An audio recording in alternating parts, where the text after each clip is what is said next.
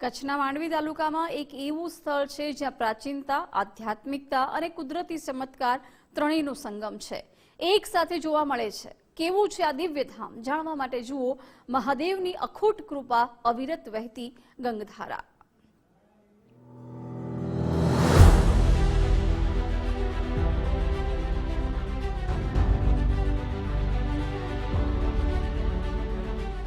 શ્રદ્ધા અને આસ્થાનું કેન્દ્ર સ્થાન, જ્યાં છે દેવોના દેવ મહાદેવના આશીર્વાદ। કચ્છના માંડવી તાલુકામાં એક નાનકડું ગામ નાના આસંબિયા, પણ અહીં છુપાયેલું છે મોટું ચમત્કાર, ગંગેશ્વર મહાદેવ મંદિર। સદીઓ જૂનું આ સ્થાન આજે પણ એક પ્રશ્ન પૂછે છે, કેવી રીતે વહે છે ગંગાજી સતત નિરંતર? ડુંગરની ઊંચાઈમાંથી નીકળતો પવિત્ર પાણીનો ઝરો વર્ષો બાદ પણ એક ક્ષણ માટે નથી સુકાયો। ઉનાળો, શિયાળો, પ્રકૃતિના કોઈ નિયમનો અહીં અસર નથી। ભક્તો માટે આ માત્ર પાણી નથી, બલકે આ છે શ્રદ્ધા, આશા અને મહાદેવનો આશીર્વાદ। પાછળનો ડુંગર દેખાય એ આખો રીતતો હતો પાણીથી।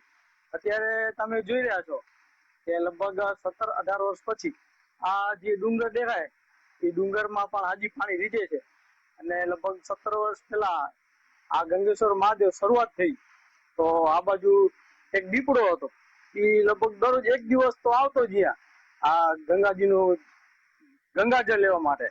તો કાંઈ જે પબ્લિક જે દર્શન કરવાથી આવતા તો એને કાંઈ ડિસ્ટર્બ ના કરતો, એની રીતે એ પ્રસાદ લઈને ચાલી જતો। આ ગંગેશ્વર એ પાણી સારું હોય, મીઠું હોય ને પવિત્ર હે।